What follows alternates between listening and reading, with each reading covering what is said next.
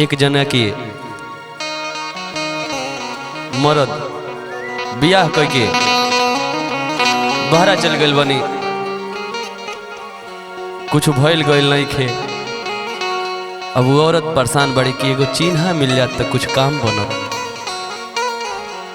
हमारो तन घर में मन लगत और देखी अपना सैया लगे फोन करके कहा तारी कैसे,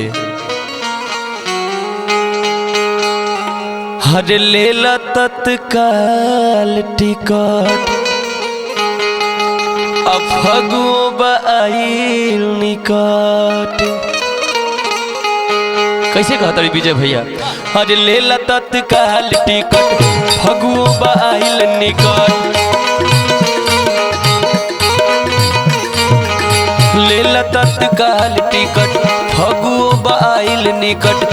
जियारा के पीरा बुझ राजा जी, हरदम जे रहबा बेंगलोर, हरदम जे रहबा बेंगलोर ना होई बुलारा कोर राजा जी, हरदम जे रहबा बेंगलोर ना होई बुलारा कोर राजा जी।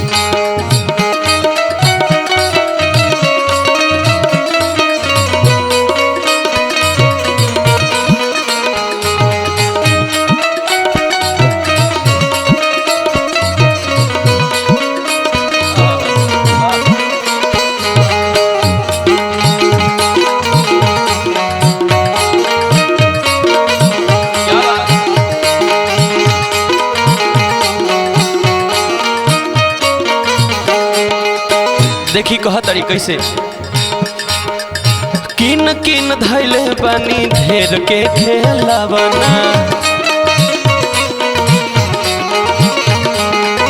किन किन धैले बानी ढेर के खेलावना, खेले वाला कहिया आई सैया बतावना,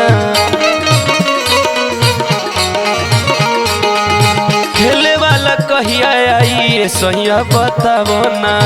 आज कोनो फर्म कर राजा जी, हरदम जे रहबा बेंगलोर, हरदम जे रहबा बेंगलोर ना होई बुलारा कोर राजा जी, हरदम जे रहबा बेंगलोर ना होई बुलारा कोर राजा जी।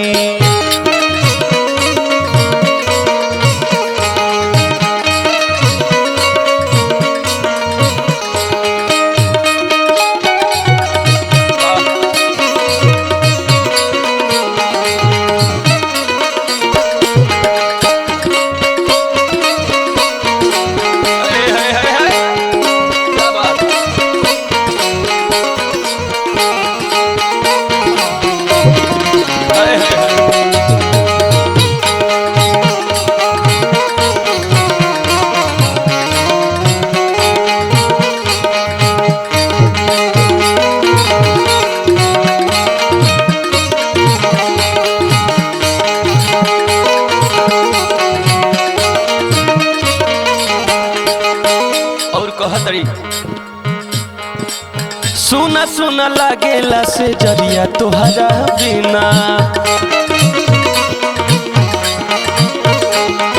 सुना सुना लागेला से जरिया तोहरा बिना, भला ही तू चल जइहा देके एगो चिन्हा,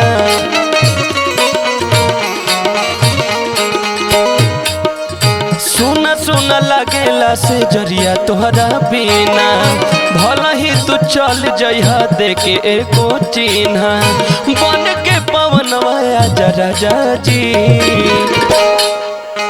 असही जे रहबा बेंगलोर, हरदम जे रहबा बेंगलोर ना होई बुलारा कोर राजा जी, हरदम जे रहबा बेंगलोर ना होई बुलारा कोर राजा जी। लेला तत्काल टिकट होलियो बाइल निकट, लेला तत्काल टिकट फगुओ बाइल निकट। जियारा के पीरा बुझ राजा जी, हरदम जे रहबा बेंगलोर, हरदम जे रहबा बेंगलोर ना होई बुलारा कोर राजा जी, हरदम जो रहबा बंगलोर